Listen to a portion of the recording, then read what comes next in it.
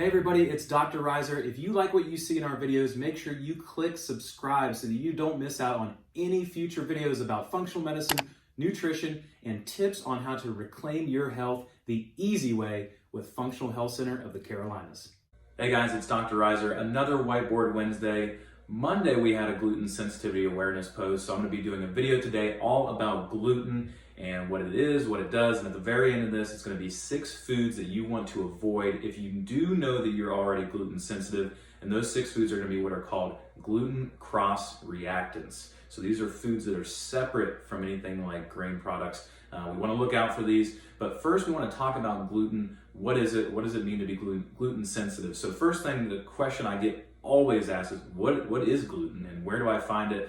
So gluten is a protein that you're going to find in grain products, and specifically this protein is mostly found in the seeds of the grain products. So its only job is to protect the seed so that the plant can grow other areas. So basically, let's say that you have some wheat in a field, a cow comes up, eats that wheat, that seed protected by gluten can pass through this cow, and when the cow walks 100 yards down the pasture and has a bowel movement, that's fertilizer for the seed can then grow a new plant. That is the life cycle of the plant, and that's that is the responsibility of gluten for that plant. So right off the bat, you can understand that gluten is hard to digest. So that's its whole point, is to protect that seed. Well, as farmers in America during the turn of the century figured this out, when plants back then really only had about 20 to 30% gluten as far as a ratio, we've decided to genetically modify a lot of our grain products to yield more crops. So a lot of the grain products these days have about 70, 80, 90% is the gluten content, so that it protects the seed, and that way things that could destroy the seed, whether it's pesticides or insects or different things like that, it can't happen. That means that you're going to yield more crop. So what happened to us as far as gluten sensitivity? Why is it so rampant now? Well, it's that increase in gluten. And gluten in many different studies has been shown to kind of wear away the inner or the inside of our small intestine, break down the inner wall, and that's where leaky gut and all these other food sensitivities come from. So that's what gluten is. It's a protein, and it can cause a lot of problems for individuals. Biggest problem obviously is celiac disease. And that is a disease where you are gluten sensitive, you're gluten intolerant.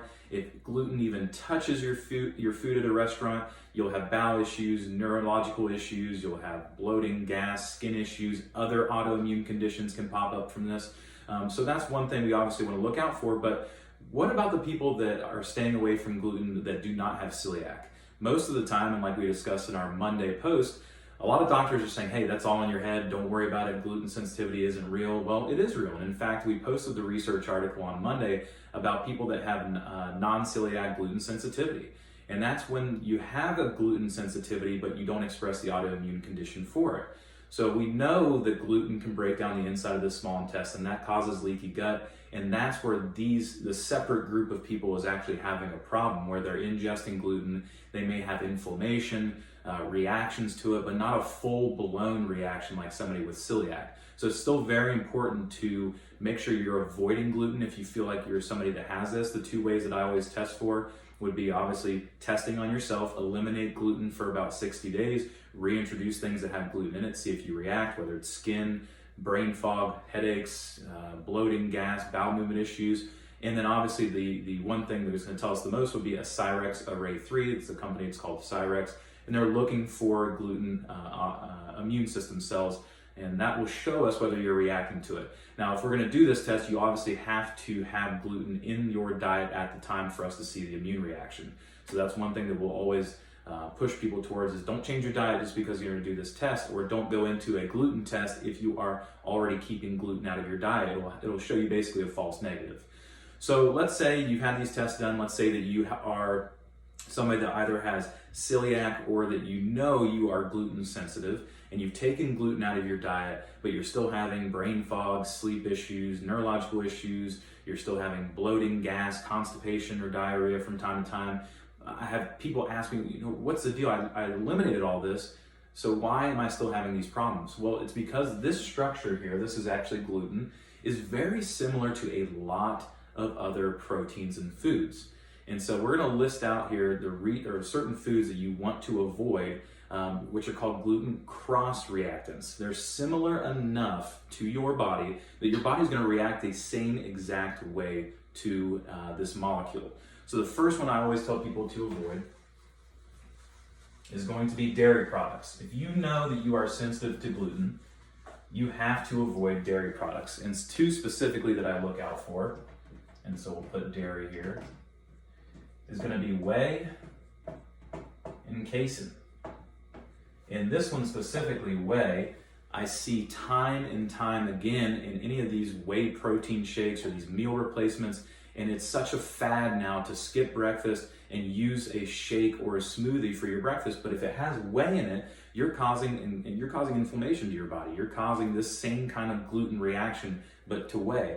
Same thing with casein. This is going to be in all of your dairy products. It's the main protein in dairy products. So this you have to avoid. Number 2 will be rice. Brown rice, white rice, it will react the same way as gluten. And you see things that have gluten-free on the label, but you flip it around and it says brown rice is the ingredient. That is a huge deal. You cannot be eating these gluten-free foods if they have brown rice, and that's really hard to find. So because this gluten-free thing is so huge now, a lot of these companies, marketing companies, have decided to use this to sell more product. And in reality, if you are somebody that is going to be gluten sensitive, or that is gluten sensitive, you got to watch out for rice. We're going to look out for millet. Same thing. Now we start to get into some of these other grain-like products. You have to watch out for this. We want to make sure that we watch out for other things that would be oats.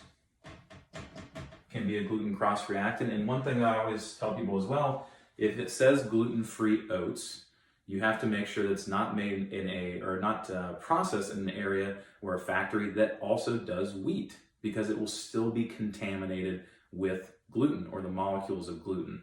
So you've got to watch out for that. We've got number 5 here. We have yeast. So yeast is something that you can react to. So if you're drinking your beers or anything, breads, you must watch out for this.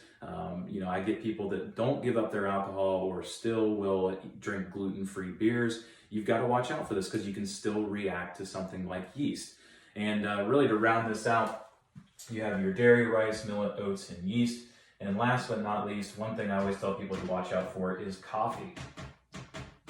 So the coffee bean is going to be something that is a gluten cross reactant.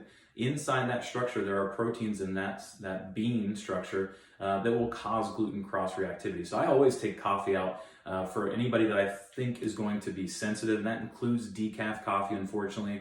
A good product is that you can do as a substitute for this is going to be called Coffig, COFFIG.com. That's the website you can go to. It's made from dried black figs. If you are somebody that's gluten sensitive and you still want to get that coffee taste in the morning, you can try that. But these are the things that I tell people to avoid. Obviously, there's a whole other list of gluten cross reactant foods, but these are the 6 big ones I have people avoid. You want to make sure that if you're going to try to be take gluten out of your diet, if you know you're gluten sensitive, whether you're a celiac person or a non-celiac gluten sensitivity person, watch out for these foods. That's probably why you're still feeling sick, even though you're on a gluten-free diet.